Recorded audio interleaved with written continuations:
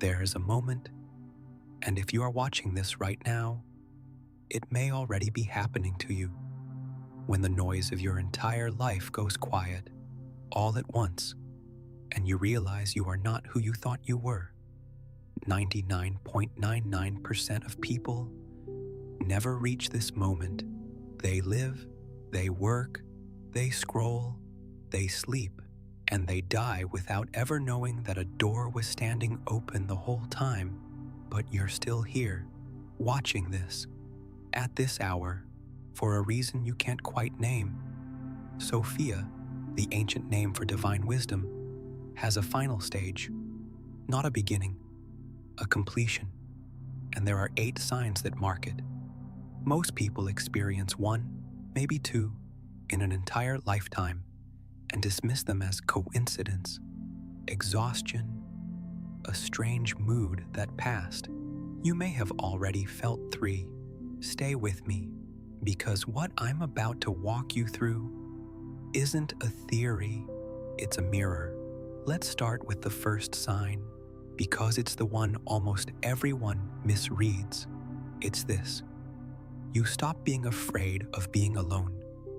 Not because you found someone, not because your calendar filled up with plans, but because, somewhere along the way, the silence in your own house stopped feeling like punishment and started feeling like company.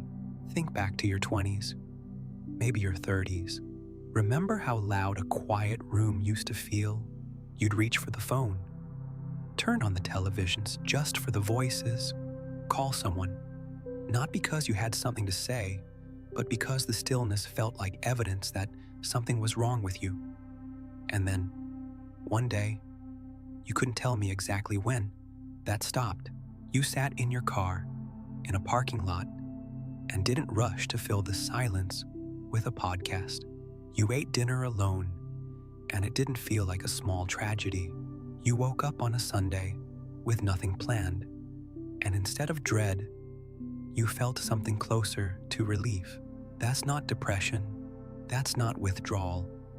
I want to be very clear about that, because our culture has trained us to be suspicious of solitude, to treat it like a symptom. But there's a difference between hiding from the world and simply no longer needing it to complete you. The people around you might have even said something. You've gotten quieter. You don't go out as much. They meant it as concern, but what they were really witnessing was a withdrawal of energy. Energy you used to spend performing, explaining, proving, being redirected inward toward something that finally felt more real than the performance ever did. Here's the part nobody tells you. This is not the end of connection. It's the beginning of a different kind. Because once you stop needing people to fill the empty spaces in you, you start choosing people for entirely different reasons. Not because they distract you from yourself, but because being near them feels like being near yourself, only louder. This is the first sign of the final stage. Not isolation, integration, but there's a second sign, and this one is harder to admit out loud because it sounds, on the surface, almost ungrateful. You stop wanting more, not because you've given up, not because ambition died in you, like some flame that burned out from neglect. It's something stranger than that, the wanting itself, the constant reaching for the next thing, the next milestone, the next version of your life that would finally feel like enough. It just loosens its grip. You look at the house you always said you'd buy one day, and you notice you're not chasing it with the same hunger anymore. You look at the promotion, the recognition, the thing you used to lie awake, rehearsing speeches for, and you feel something closer to mild curiosity than desperate need. People will call this complacency. Your own mind might even call it that. At 3 a.m, when the old voice, the one trained by decades of not enough, tries to convince you that peace is just another word for giving up. It isn't. Because here's what almost nobody explains to you about wanting. Most of it was never really about the thing. It was about the absence you were trying to fill with the thing. The house was never just a house. The promotion was never just a job title. They were stand-ins, proxies for a feeling you were sure you didn't have and were terrified you'd never get. When that hunger quiets, it doesn't mean the desire for a good life disappears.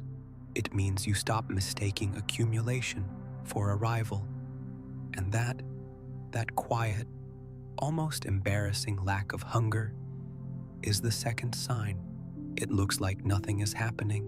In truth, everything already has. The third sign is quieter still. It shows up in how you listen to other people's pain. You've noticed it, maybe without naming it. Someone tells you about their divorce, their diagnosis, their kid who won't speak to them anymore, and something in you no longer rushes to fix it.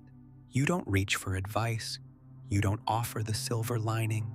You don't say, everything happens for a reason, because somewhere along the way, you stopped believing that sentence was ever meant to comfort the person saying it.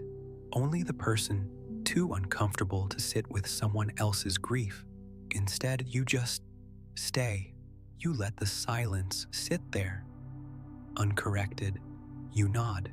You maybe say, that sounds incredibly hard, and mean it with your whole chest, and that's it. That's the whole offering. This used to feel, to the old you, like failing someone, like not helping. We're raised, especially here, especially in this culture that worships solutions, to believe that love means fixing, that if you truly cared, you'd know what to say. You'd have the right words, the right advice, the perfect quote, to turn their darkness into a lesson. But somewhere in your own suffering, and let's be honest, you've had some, you learned the truth nobody teaches in school. Nobody fixed you. Not really. What healed you eventually, slowly, was someone sitting close enough to your pain without needing it to go away. So now you offer that. Not answers, presence. And it costs you something, because presence, real presence, is not the passive thing people assume it is. It's exhausting. It's a kind of quiet labor. But you do it anyway, because you finally understand what your own younger self needed and never got. This is the third sign. Your compassion stops being performance and starts being weight-bearing. Now, the fourth sign, and this is the one that makes people around you the most uncomfortable. You start telling the truth, even the inconvenient kind, not cruelly, not as an excuse to finally say what you've been holding back for years, dressed up as honesty when it's really just resentment with better timing. That's not what I mean. I mean something quieter, and in some ways, harder. You stop performing agreement you don't feel. When someone asks your opinion, you no longer scan the room first to calculate the safest answer. When a relationship has run its course, you stop pretending it hasn't, just to avoid the discomfort of ending it cleanly. When you're tired, you say you're tired instead of I'm fine, which for most of your life was less a sentence and more a wall. Here's what happens when you do this. Some people will love you more for it, and some, maybe people you've known for decades, will quietly drift. Not because you became unkind, because you became unmanageable. You stopped being predictable in the way that let them avoid their own truths by leaning on your silence. This will hurt. I won't pretend otherwise. Losing people, even people who were only ever holding a smaller, quieter version of you, is still a loss. You're allowed to grieve it, but something else happens at the same time.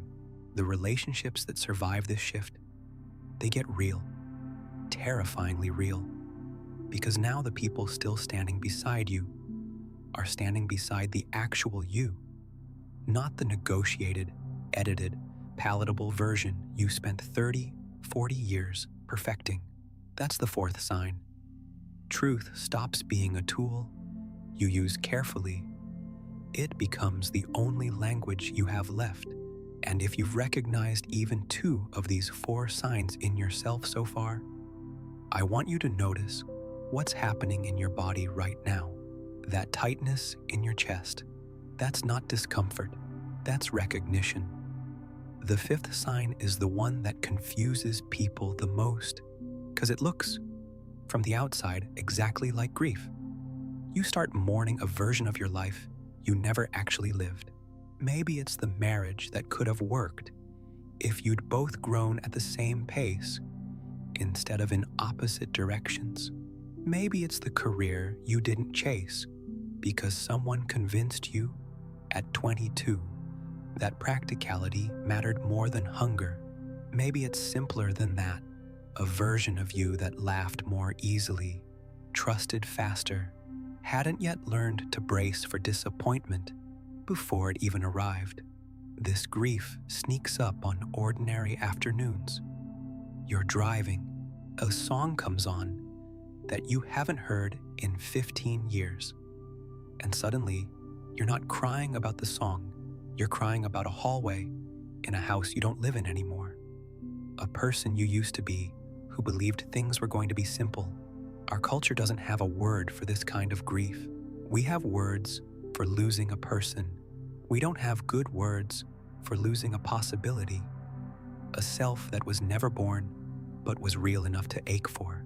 Here is what almost no one tells you about this stage. This grief is not a malfunction. It's not evidence that you're stuck or ungrateful for the life you do have. It's the necessary toll of becoming someone truer. You cannot fully arrive in who you are now without acknowledging who you are not going to be. Every yes you've lived was also quietly 1,000 no's to other lives. Most people never let themselves feel the weight of that math. You're starting to. And strangely, this is where the 6th sign begins to take root. Right inside that grief, you start feeling less time anxious, even as you become more aware that time is finite. This sounds contradictory. It isn't. In your 30s, maybe your 40s, the awareness of a shrinking timeline usually produces panic, the frantic feeling that you're behind, that everyone else got somewhere first, that the clock is a countdown to failure. But in this later stage, something shifts. You become more aware of your mortality, and somehow less afraid of it. You'll notice it in small ways. You stop rushing through ordinary moments just to get to the important ones. Making coffee in the morning stops being a task to get through and starts being, strangely, almost embarrassingly, one of the better parts of your day. You linger on a conversation with your kid, or your neighbor, or a stranger at the grocery store, not because you have nowhere else to be, but because you finally understand that this, right here, is not a rehearsal for some more important later. This is the thing itself. Time stops feeling like an enemy chasing you and starts feeling like a gift you finally know how to unwrap slowly. This is the 6th sign, not fearlessness about death, fluency with it. You've made a kind of peace, not because you understand what comes after, but because you've stopped needing to understand it in order to live fully now. The 7th sign is the strangest one to explain because it sounds almost like contradiction. You become both softer and harder to move at the same time. Softer because your patience with people expands in ways that would have seemed impossible to your younger self. The driver who cuts you off, The coworker who takes credit for your idea in the meeting, the family member who says something careless at dinner, the same careless thing they've said for 20 years. You still notice it. You're not numb, but the reaction time between the offense and your response gets longer. And in that lengthening gap, something new lives. The ability to see the wound behind someone's behavior instead of just the behavior itself. You start understanding, almost against your will, that cruelty is rarely about the person receiving it. It's about the person delivering it, and whatever went unhealed in them long before you ever showed up in their life. This doesn't mean you become a doormat. That's the harder part, the part that confuses people who knew the old you, because at the exact same time, you're growing more patient with people's wounds. You're growing far less patient with things that cost you your peace. You start ending conversations that go nowhere. You start leaving rooms, literally and figuratively, that used to keep you trapped out of obligation. You say no without the 15-minute apology speech that used to precede it. People will misread this. They'll call you cold, when really, you've just stopped confusing self-abandonment with kindness. For most of your life, being good meant being available to everyone, for everything, at any cost to yourself. This stage quietly, firmly corrects that equation. Kindness without boundaries was never actually kindness. It was fear wearing a good outfit, so you become gentler with people's brokenness and fiercer about protecting your own peace, both at once. That's the seventh sign, and it's the one that will most reshape your relationships. Some for the better, permanently, and some painfully, not at all. Now, the eighth sign, the final one, and this is the one that almost no one recognizes while it's happening to them, because it doesn't announce itself with a feeling. It announces itself with an absence of a feeling that used to be there your entire life. You stop needing to be understood. Think about how much of your life has been spent trying to explain yourself to your parents about the choices they didn't agree with, to a partner about why you reacted the way you did, to yourself at 2 a.m, rehearsing arguments for decisions you already made and don't actually owe anyone an explanation for. There's an exhaustion specific to spending decades trying to make other people see you accurately. And in this final stage, that exhaustion just stops. Not because people finally understood you, most of them never will.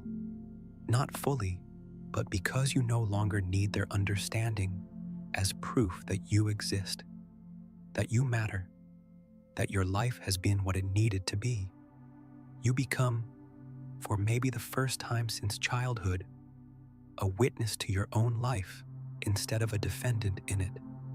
That is the eighth sign, and if you felt even a flicker of recognition in any of what I've said today, I need you to sit with that for a second, because we're not finished.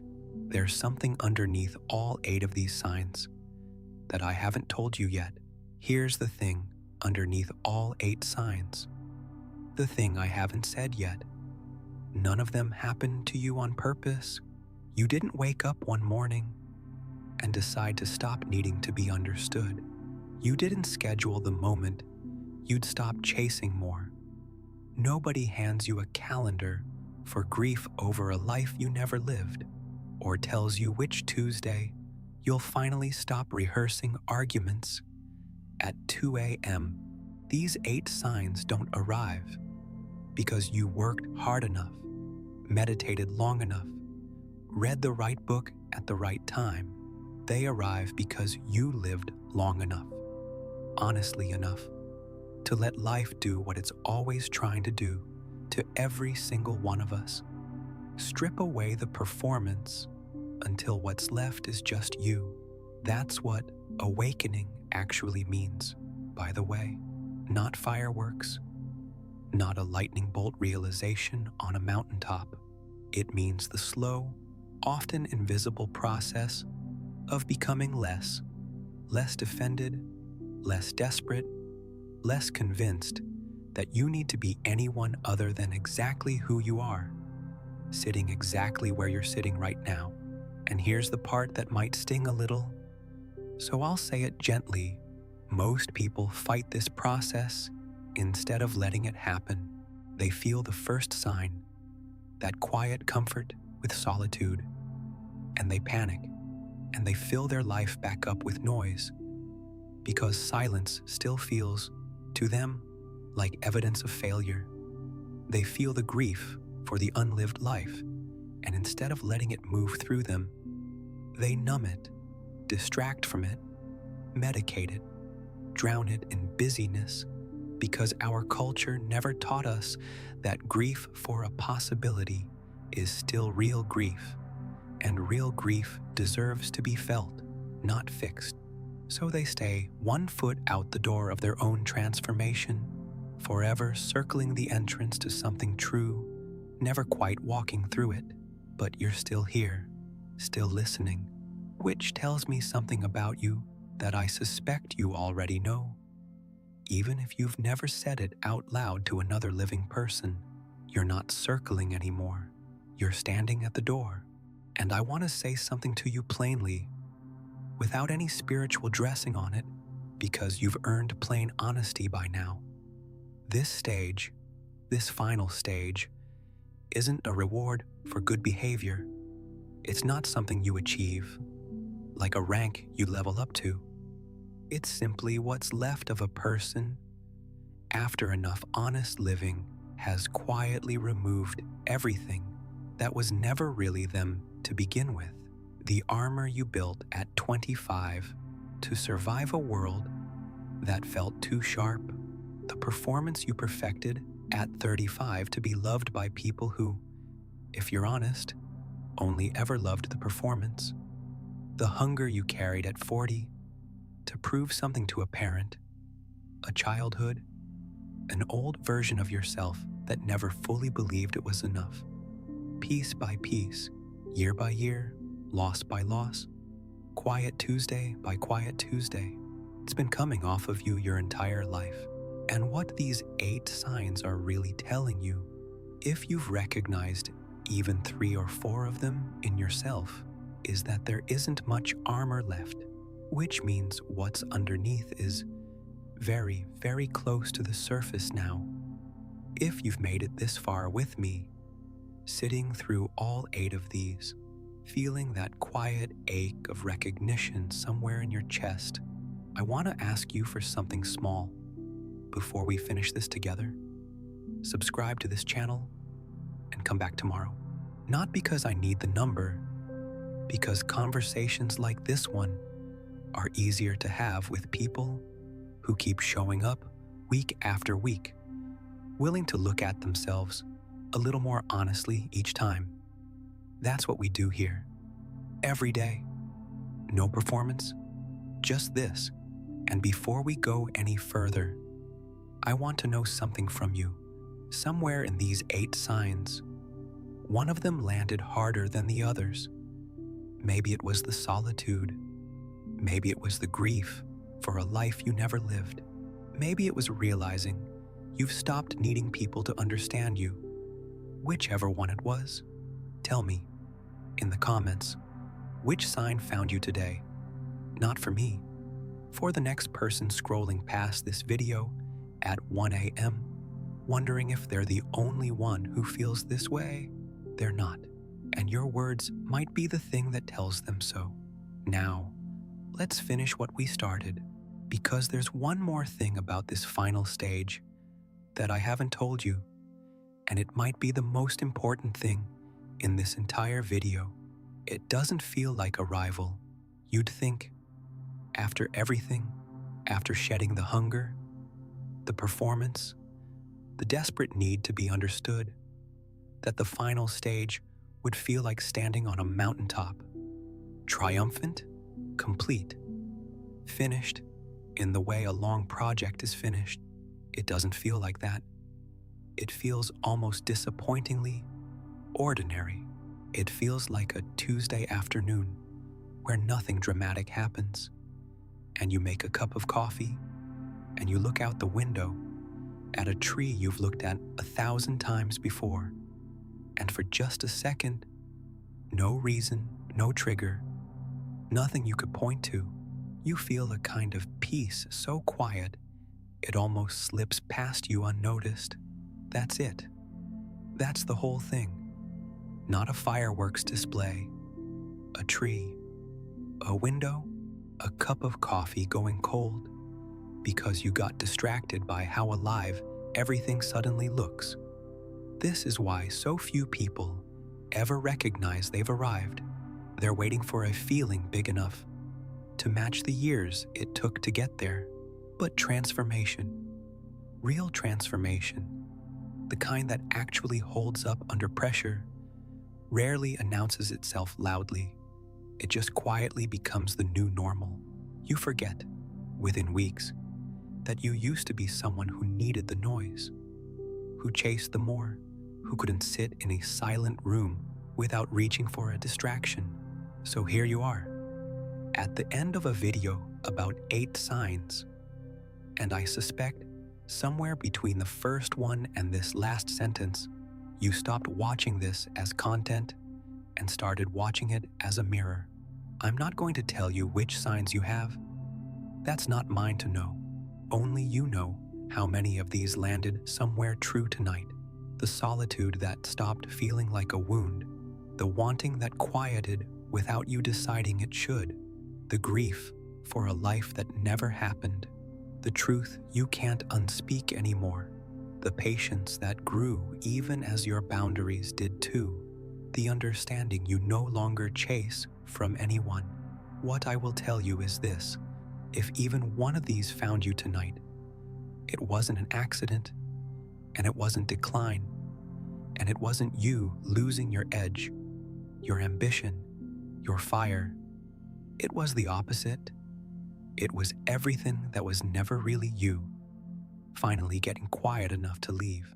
There's an old tree outside a window somewhere, and one day, without fanfare, without a single person clapping, you're going to look at it and feel something so plain and so complete that you won't even have a name for it. You won't need one. That's not the end of your story. It's the first time you've been standing in the middle of it, awake, without needing anyone, including yourself, to explain what it means. If this found you at the right time, do me a favor. Like this video and send it to 5 people who might need to hear it exactly the way you just did. A parent, an old friend, someone going through something quiet they haven't said out loud yet. You never know which one of them is standing at that same door tonight. And before you go, leave a comment, not a review of the video. Something true. Tell me honestly which sign is closest to where you are right now, and tell me what you want me to talk about next. The thing that's been sitting in the back of your mind, the question you haven't asked anyone yet. I'll see you in the next one.